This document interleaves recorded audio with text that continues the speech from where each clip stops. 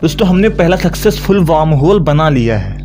30 नवंबर 2022 को मारिया सपेरोपोulou ने और उनकी टीम ने एक पार्टिकल को सक्सेसफुली एक वार्म होल से टाइम ट्रेवल करवाया है, यानी एक साइड से डालकर दूसरे साइड से निकाला है। जैसे आपने किसी साइंस फिक्शन मूवी में देखा होगा, उसी तरह से एक पार्टिकल को दूसरे साइड में भेज दिया गया है। दोस्तों इससे पहले क्वांटम इंटेंगलमेंट वाले वीडियो में हमने देखा कि कैसे इंफॉर्मेशन एक पार्टिकल से दूसरे पार्टिकल में बिना किसी टाइम के नो टाइम में चुटकी बजाते ही पहुंच जाती है। लेकिन यहाँ पर बात नेक्स्ट लेवल वाली है, यानी एक्चुअल पार्टिकल को पोर्टल बनाकर गूगल की क्वांटम कंप्यूटर साइकामोर में यानी लैब में एक तरफ से दूसरी तरफ नो टाइम में बिना किसी समय में टाइम ट्रेवल करवाया है। दोस्तों इस वीडियो को पूरा देखिएगा, इसमें आपको मैं एक एक बात सही तरह से समझाऊंगा। ये एक एक्चुअल एक्सपेरिमेंट है, बताता हूँ कैसे। तो दोस्तों पहले मैं बताता हूँ कि हो क्या रहा है। मारिया सपेरोपोulou जो कि काल्टेक में फिजिक्स की प्रोफेसर हैं, वो और उनकी टीम मिलकर पिछले 3.5 और 4 सालों से क्वांटम इंफॉर्मेशन साइंस पर काम कर रही थी। तो उनका जो प्रपोजल टाइटल था वो फंडामेंटल फिजिक्स में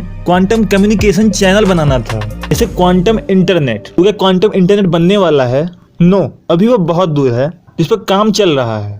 यहाँ सिर्फ अभी शुरुआत है और ये प्रपोजल 2018 में दिया गया था। इसमें मेन बात ये है कि कैसे हम वार्म होल के फिजिक्स को टेलीपोर्टेशन प्रोटोकॉल के लिए जोड़ेंगे, यानी क्वांटम कम्युनिकेशन चैनल क्रिएट करके वार्म होल के जरिए डेटा टेलीपोर्ट करेंगे, ताकि हम ब्रह्मांड के किसी भी छोर पे चाहे क्यों ना हो डेटा ट्रांसफर हो जाए। एग्जाम्पल के लिए अगर आपने मेरी पिछली वीडियो में जिसमें मैंने क्वांटम इंटेंगलमेंट के जरिए बताया था कि किस तरह से एक पार्टिकल दूसरे पार्टिकल से लाइट ईयर्स दूर होने के बावजूद भी इंटेंगलमेंट की वजह से कम्युनिकेट कर रहा है, लेकिन इसमें एक स्टेप और आगे बढ़कर पोर्टल बनाकर उसमें पार्टिकल ही वार्म होल के थ्रू टेलीपोर्ट करने के ऊपर काम शुरू हुआ था। और ये किसी साइंस फिक्शन मूवी वाला वार्म होल नहीं था, जैसे कॉन्टेक्ट जैसी मूवी में आपने देखा होगा। इस वार्म होल फिनोमिना के लिए स्टेप बाय स्टेप फिजिक्स जिम्मेदार है, इसे डेटा ट्रेवल करता है। दोस्तों थोड़ा डीप में लेकर चलता हूँ। ये काम 3 बड़े डिफरेंट स्टेप में हुआ है। पहला जिसमें हमें क्लासिकल सिमुलेशन करना पड़ा, क्लासिकल कंप्यूटर में क्वांटम लेवल के इफेक्ट का।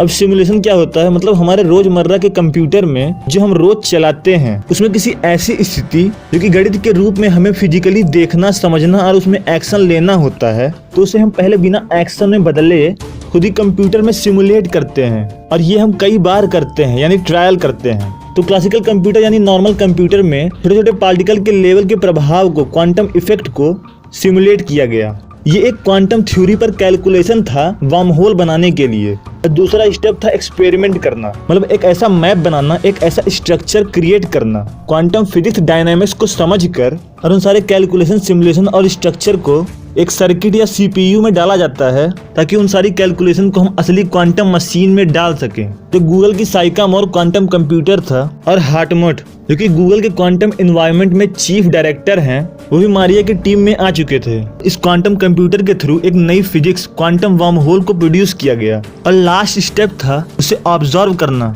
लेकिन यहाँ प्रॉब्लम ये थी कि नई फील्ड है, नया काम है, नया अचीवमेंट है, आइडेंटिफाई कैसे करेंगे, मतलब ये किस लेवल का वार्म होल पैदा हो गया। हमारी एक्सपेक्टेशन जो कि थ्योरीज ने कैलकुलेशन करके लिखा है, तो सबने इस बात पर सहमति जताई ये एक बेबी वार्म होल है, आगे एडल्ट वार्म होल और टॉडलर वार्म होल पे काम चलेगा। ये वार्म होल अभी एक्सट्रीमली इमेच्योर है, लेकिन सक्सेसफुल है। सारी चीजें साफ है कि कैसे कैसे क्या क्या हुआ। पहले इसके वार्म होल के फिजिक्स को समझा गया, फिर वार्म होल के मैथमेटिक्स और एल्गोरिदम से डिजाइन बनाया गया, और फिर मेजरमेंट किया गया, ऑब्जर्व किया गया। तो वहाँ पे दोस्तों एक्सपेरिमेंट में क्या क्या हुआ, तो वो वार्म होल कोई फिजिकल चीज थी, इसे ऑब्जर्व किया गया। दोस्तों डैनियल जेफरी कि मारिया के one of the team member में से एक थे, उन्होंने कहा इस कंटेस्ट में कि यार क्वांटम ग्रेविटी थ्योरी का इस ब्रह्मांड में क्या रूल्स है, और ज्यादातर ये थ्योरिस्ट का ही गेम होता है कि पूरे स्पेस टाइम को ब्रेक करके वार्म होल बनाना इंसानों की बस की बात ही नहीं है। लेकिन यहाँ पर इस सिस्टम में जो क्वांटम लेवल पर ग्रेविटी है वो बहुत ज्यादा इमरजेंट है, यानी लगातार उभर रहा है, लगातार मूव कर रहा है, वाइब्रेट कर रहा है। और हमें इस कॉम्प्लिकेटेड क्वांटम सिस्टम में क्वांटम इंटेंगल और सुपरपोजिशन वाले क्यूबिट से ऑपरेशन करवाने हैं। आप कह सकते हैं कि कोई बहुत छोटा वाइब्रेट करता हुआ इमरजेंट स्पेस टाइम का टुकड़ा है। यहाँ पे 7 क्यूबिट क्वांटम इंटेंगल्ड हैं, और इन्हें मैथमेटिकली ग्रेविटी की तरह ही सिमुलेट किया गया है। इसमें वो सब हो रहा है जैसे क्वांटम स्पिन या कॉस्मिक लेवल का ग्रेविटेशनल सिस्टम, जैसे सारी चीजें वैसे ही होती हैं। और ये सारी चीजें क्वांटम इंटेंगलमेंट के साथ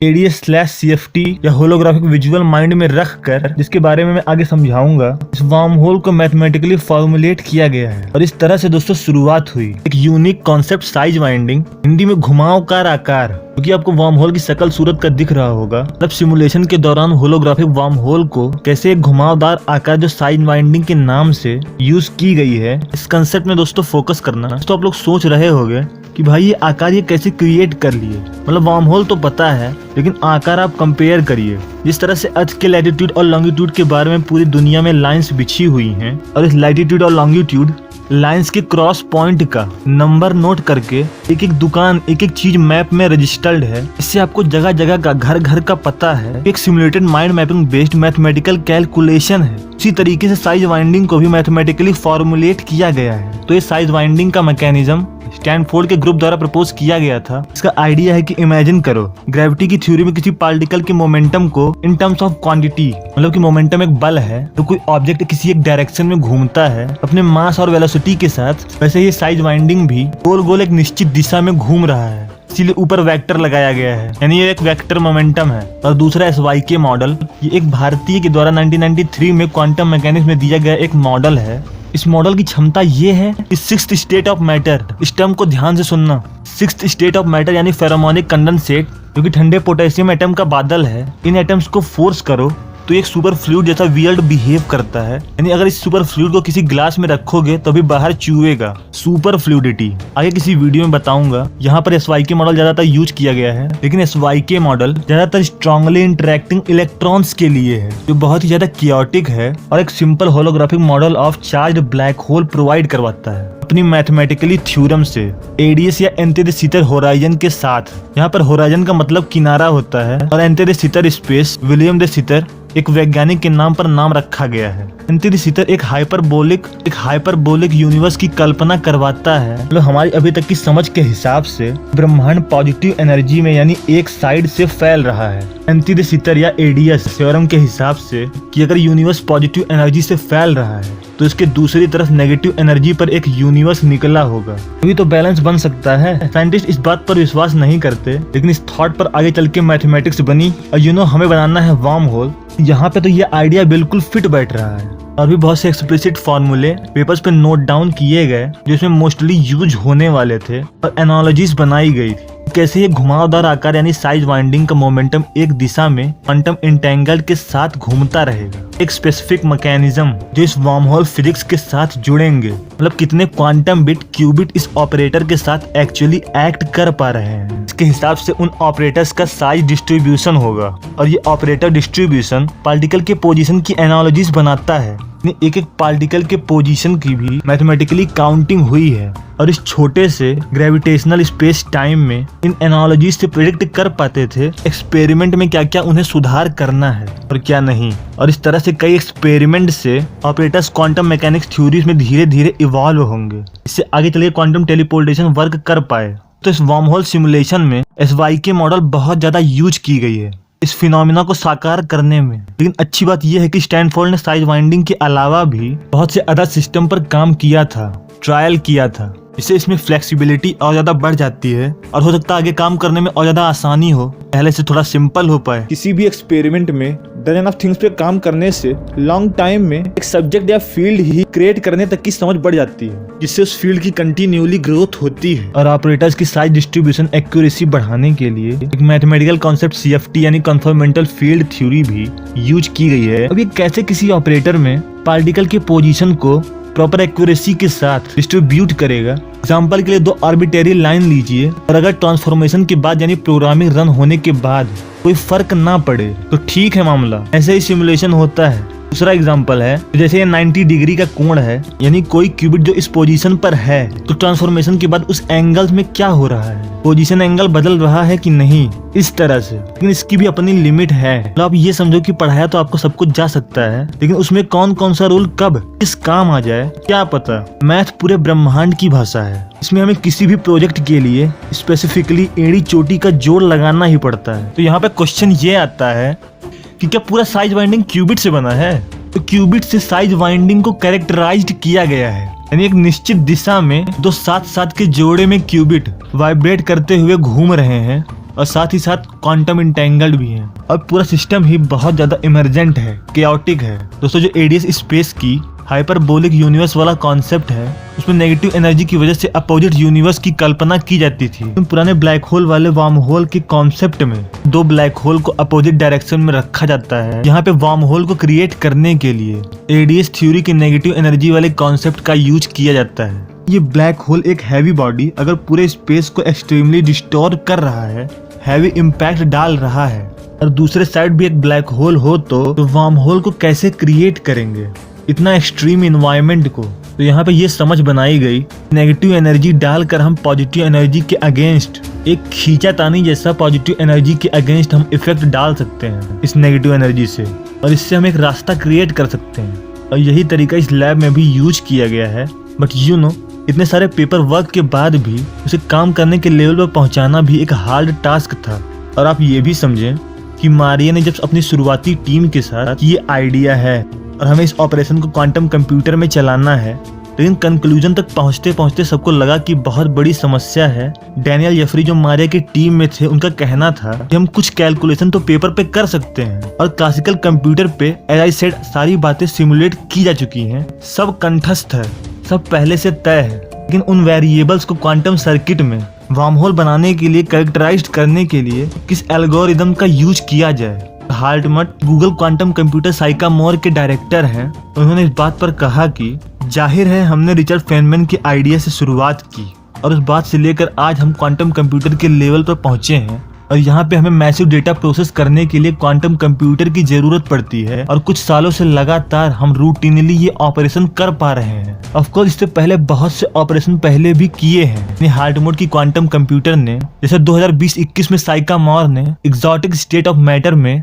टाइम क्रिस्टल की स्टडी की थी। लेकिन एक ऐसा वार्म होल जो एंटेंगलमेंट के साथ double pair set of qubits जो डेटा ट्रांसफर करे, ये कोई ऐसी बात नहीं जिसके लिए आप एक सिंपल इक्वेशन लिख दें और वो उसे ऑपरेशन में बदल दे। ये यहाँ पे काफी महंगा पड़ने वाला है, क्योंकि किसी नॉर्मल एल्गोरिदम से क्वांटम मशीन में वार्म होल को एज इट इज इम्प्लीकेट करने से, जैसे क्वांटम कंप्यूटर में सिमुलेट होता था, काफी क्यूबिट्स की जरूरत पड़ने वाली थी। और दोस्तों आजकल के क्यूबिट ज्यादा इन्फॉर्मेशन राइट डायरेक्शन में अफोर्ड नहीं कर सकते, मतलब बहुत ज्यादा एरर काउंट होता है। और उन कैलकुलेशन को ऐसे वार्म होल जो कंटिन्यूली चलाने के लिए इन मशीन में हाई फिडेलिटी नहीं है, जो बहुत सारे गेट्स ऑपरेशन को कपल कर पाए, जैसे SY के मॉडल में बताया गया है, वार्म होल को दोनों साइड से रास्ता दिखा पाए। अभी के क्वांटम कंप्यूटर का अभी तो बचपन चल रहा है। ऐसे में मारिया की टीम में से एक स्टूडेंट जिसका इंटरेस्ट कॉस्मोलॉजी और मशीन लर्निंग दोनों में था, एलेक्स, जो कि काल्टेक में MIT PhD स्टूडेंट है, उसने सोचा क्यों ना न्यूरल नेटवर्क का यूज करते हैं। तो न्यूरल नेटवर्क कंप्यूटर और AI की दुनिया का सबसे कोर टॉपिक में से एक है। एग्जाम्पल के लिए, जैसे इंसान का सबसे ज्यादा कोर टॉपिक दिमाग है और उसके न्यूरॉन्स हैं, उसी की तरह इसे day to day picture data information दिखाकर ट्रेन किया जाता है। इसमें डेटा यानी किसी फोटो को 0 और 1 के फॉर्म में पढ़ने की काबिलियत दी जाती है, और बार बार नए डेटा दिए जाने पर ये अपने स्टोर डेटा या क्लस्टर से कंपेयर करते हैं और रिजल्ट दिखाते हैं। अब क्योंकि ये बेसिक ऑफ AI था, तो यहीं से शुरुआत करने से हम सॉल्यूशन निकाल सकते थे। और फिर न्यूरल नेटवर्क की मदद से नए तरह से एलेक्स ने प्रोग्रामिंग की सिमुलेशन करने के लिए। तो इसमें हुआ ये कि न्यूरल नेटवर्क का ट्रेंड AI और वार्म होल का सारा मैथमेटिक्स दोनों को एक साथ जोड़कर सर्किट में डालकर क्वांटम कंप्यूटर में इंसर्ट किया गया, जिसे केवल 7 क्यूबिट के लिए बहुत ज्यादा simple possible model of the warm hole के हिसाब से कि नेगेटिव एनर्जी शॉक की जरूरत होगी। उस नेगेटिव एनर्जी को ऑन और ऑफ करके चेक किया जाता था कि पार्टिकल इस साइड से वार्म होल के दूसरी साइड गया कि नहीं गया, यानी भेजेंगे तभी जाएगा, यही बेसिक चेक था। और इस तरह से कंट्रोल पूरा हाथ में था। और अब फाइनल एक्सपेरिमेंट में 2 सेटअप डिजाइन किए गए 7-7 क्यूबिट के। और जैसे एक ब्लैक होल का अपने एरिया पर हैवी ग्रेविटी की वजह से हैवी इम्पैक्ट रहता है, यहाँ पर इन 7 क्यूबिट का उतने एरिया में क्वांटम ग्रेविटी का इम्पैक्ट होगा। मतलब दोनों सेट ऑफ क्यूबिट अपने अपने एरिया में थोड़ा थोड़ा पॉजिटिव एनर्जी का इम्पैक्ट डाल रहे हैं, लेकिन ये 7 क्यूबिट एक तरफ ही एक दूसरे से इंटेंगल्ड हैं। मतलब एक सेट का दूसरे सेट से अभी कोई कनेक्शन नहीं है, साइज वाइंडिंग के हिसाब से निश्चित दूरी पर सेट की गई है। और दूसरी तरफ भी यही हो रहा है। और एक इम्पॉर्टेंट बात, यहाँ नेगेटिव एनर्जी एक मैग्नेटिक पल्स छोड़ कर दिया जाएगा। तो इन 7 क्यूबिट का अपना एक पॉजिटिव स्पेस है। अब एक 8वां क्यूबिट इसे वार्म होल को पार करना है, पहले 7 क्यूबिट के सेट के स्पेस में आएगा। ये इन्फॉर्मेशन उन 7 क्यूबिट को पता चल जाएगी। एग्जाम्पल के लिए किसी स्टार या ब्लैक होल के एरिया में कोई प्लैनेट या एस्ट्रॉइड आता है तो अपनी ग्रेविटी से कुछ इम्पैक्ट डालता है, जिससे उस स्टार या ब्लैक होल को कुछ फर्क पड़ सकता है। वैसे ही 8वें क्यूबिट की इन्फॉर्मेशन उन 7 क्यूबिट को पता चलती है, लेकिन दूसरे साइड के क्यूबिट्स को अभी कुछ भी खबर नहीं है कि क्या हो रहा है। जैसे इसमें मैग्नेटिक पल्स यानी नेगेटिव एनर्जी डाली जाती है तो पॉजिटिव एनर्जी वाला स्पेस और इस नेगेटिव एनर्जी में खींचातानी शुरू हो जाती है, और हैवी नेगेटिव इम्पल्स की वजह से वो पॉजिटिव एनर्जी वाले दोनों तरफ के स्पेस एक दूसरे से जुड़ जाते हैं और एक हाइपरबोलिक शेप दिखाई देता है, यानी एक वार्म होल बन जाता है। और जब ये होता है तो SY के मॉडल के हिसाब से स्पेस के पूरी तरह से हाइपरबोलिक शेप में खुल जाने के चांसेस नेगेटिव एनर्जी की वजह से दिखाता है। और जैसा कि SY के मॉडल ग्राफ मैथमेटिक्स में सिमुलेट किया गया था कि जब नेगेटिव एनर्जी के इम्पैक्ट से दोनों पॉजिटिव एनर्जी वाले स्पेस जुड़ेंगे तो एक ऐसा हैवी पीक फ्लक्चुएशन काउंट होगा। और जब एलेक्स ने ऑपरेशन के लिए नेगेटिव एनर्जी पल्स के लिए ऑन बटन दबाया तो ऐसा पीक काउंट हुआ। सक्सेसफुली दोनों तरफ के पॉजिटिव एनर्जी वाले फील्ड को खींचातानी से इफेक्टिव वे में जोड़ दिया है, और 8वां क्यूबिट दूसरे साइड में निकल जाता है और दूसरे साइड में अपने होने का एहसास दिलाता है। और अभी तक के इतिहास में ये एक पहला सक्सेसफुल वार्म होल बनाकर दिखा दिया गया है। दोस्तों, बहुत सारी बातें इस एक्सपेरिमेंट के फ्यूचर टेक्नोलॉजीज पर होनी बाकी हैं। अगर आपने मेरी पिछली वीडियो लैब में क्वांटम इंटेंगल पार्टिकल कैसे बनाया गया था ये नहीं देखा है तो आप अभी जाकर चैनल को विजिट करिए। वीडियो पसंद आए तो वीडियो को लाइक करिए, चैनल को सब्सक्राइब करिए। दोस्तों, मैं हमेशा ही ऐसे फैसिनेटिंग टॉपिक्स पे वीडियो लाता रहता हूँ। आज के लिए इतना ही, धन्यवाद।